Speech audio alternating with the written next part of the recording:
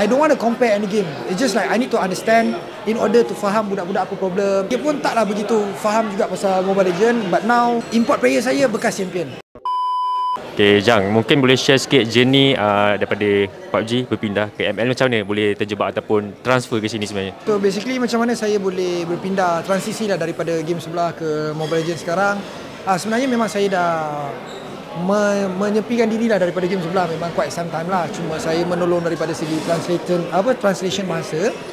So macam mana saya boleh transisi ke Mobile Legends ni, mungkin disebabkan daripada management Ocean Black sendiri adalah mungkin boleh dikatakan kenalan rapat. Jadi dia minta dengan experience yang saya ada untuk jadi manager kepada pasukan MPL Ocean Black sendirilah. And seperti yang semua orang tahu, pasukan Ocean Black ini sendiri Ocean Black mengakuisisi pasukan Miracle Gaming yang mana datang daripada Malaysia Academy League.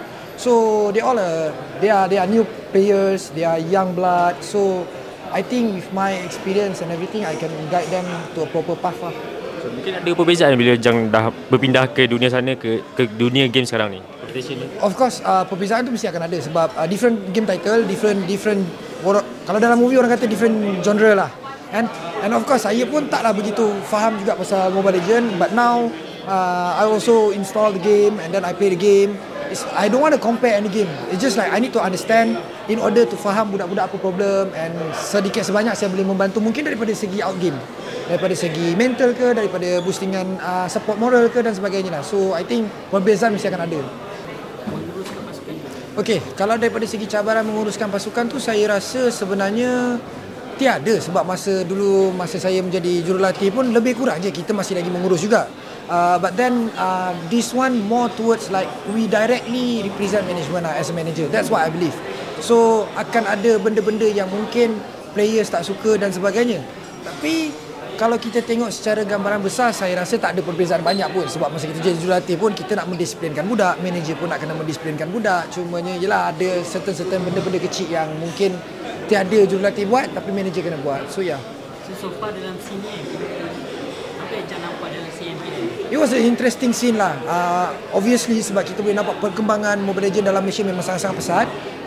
So saya rasa memang tak salah untuk saya cuba benda baru, and it's just like kebetulan saja. Kawan datang minta tolong, boleh dari manager tak handle dan sebagainya. Saya pun macam okay, why not? Because I think e-sport is all the same. It's just a game title. So pada saya looking forward lah untuk MPL next season, what's going to happen, and then for the next season as well, for the rest of the year lah basically. Jang, mungkin last saya mungkin bukan soalan yang tepat lah untuk nak tanya kat Jang. Mungkin ada, walaupun OB belum umumkan player, mungkin ada hint ke player yang ada star ke tak ada ke yang boleh bagi? Okay, so kalau tanya pasal player, of course kita akan ada, I would say my players ada yang rising star lah. The one that maybe boleh, bukan maybe lah, for me I looking forward to that player particular, sama ada dia boleh compete ataupun tidak. But looking at the attitude, looking at the game style, looking at the mindset, saya rasa dia memang boleh menjadi salah satu rising star untuk this season. That's number one. Number two, yes, we have an experienced player as well yang memang dah compete dalam MPL juga. And then saya ada satu lagi player import yang mana saya rasa okay, senang cerita, import player saya bekas champion daripada negara jiran lah. Saya tak nak reveal negara, tapi player import daripada negara yang mungkin dekat dengan Malaysia, mungkin jauh dengan Malaysia, saya tak nak classify, benda tu classify lah, tapi dia bekas champion. Yang dia bekas champion tu international ke atau dia punya local league? Dalam local league dia champion. Dalam local league dia champion. My hint basically nak lagi senang, I boleh bagi, tak ada masalah. Dia punya development league dia champion, dia top 4 dia punya pro league. So negara mana sendiri carilah.